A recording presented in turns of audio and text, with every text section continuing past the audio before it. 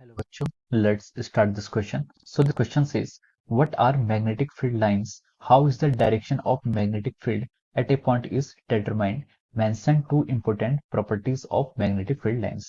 तो चलिए बच्चों, अब हम इस क्वेश्चन को स्टार्ट करते हैं। तो देखिए बच्चों, इस क्वेश्चन का जो आपका की कॉन्सेप्ट है, ये क्वेश्चन आपका मैग्नेटिक फील्ड लाइंस पर बेस्ड है। ठीक है, इस क्वेश्चन का जो आपका की कॉन्सेप्ट है वो क्या है? Magnetic field lines. Magnetic field lines इस क्वेश्चन का आपका की कॉन्सेप्ट है।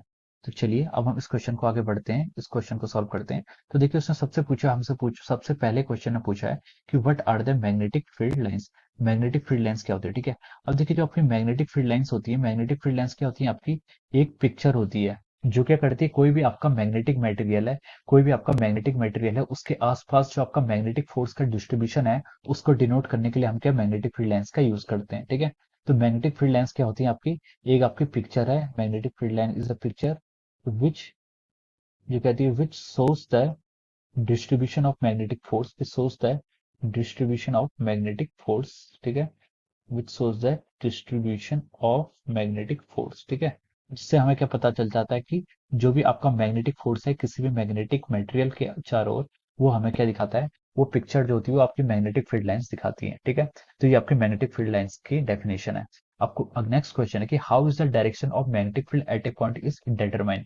किसी भी पॉइंट पर हम मैग्नेटिक फील्ड की डायरेक्शन को कैसे डिटरमाइन कर सकते हैं? ठीक है, तो उसके लिए क्या करते हैं, हम क्या करते हैं, कोई भी मैग्नेटिक फील्ड रीजन में जहां पर मैग्नेटिक फील्ड है वहां पर अपने कॉम्पास को रखते हैं। ठीक है, तो जो कॉम्पास की नीडल होती है, तो जो आपके कॉम्पास के जो नीडल का जो नॉर्थ एंड होता है वो क्या होता है?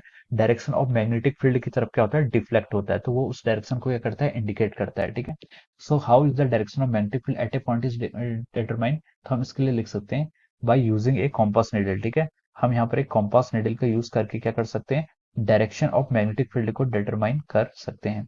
कॉम्पास नीडल से हम डायरेक्शन ऑफ मैग्नेटिक फील्ड को यहाँ से डिटरमाइन कर सकते हैं। अब उसने नेक्स्ट पार्ट में हमसे पूछा है कि mention two important properties of the magnetic field lines. ठीक है, मैग्नेटिक फील्ड लाइंस की कोई दो प्रॉपर्टी बताइए। ठीक है, अब देखिए मैग्नेटिक फील्ड लाइंस की जो आपकी जो प्रॉपर्टी होती है, फर्स्ट प्रॉपर्टी तो यही है कि आपका जो मैग्नेटिक फील्ड लाइंस का मैग्नीट्यूड होता है, यानी कि हम कहें कि जहां पर आपकी मैग्नेटिक फील्ड लाइंस ज्यादा होती है वहां पर मैग्नेटिक फील्ड की स्ट्रेंथ होगी वो क्या होगी? ज्यादा होगी। ठीक है, तो हम लिख सकते हैं more the lines, more the lines the magnitude of, more the lines the magnitude of field will be, magnitude of field will be large. ठीक है, वहां पर क्या होगा आपका?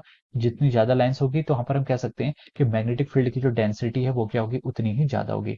और सेकंड प्रॉपर्टी हम ये बोल सकते हैं कि मैग्नेटिक फील्ड लाइंस क्या होती है? कभी भी आपस में इंटरसेक्ट नहीं करती है। इंटरसेक्ट नहीं करती हैं, क्योंकि अगर इंटरसेक्ट करती हैं तो एक पॉइंट पर आपकी दो डायरेक्शन ऑफ मैग्नेटिक फील्ड हो जाती है।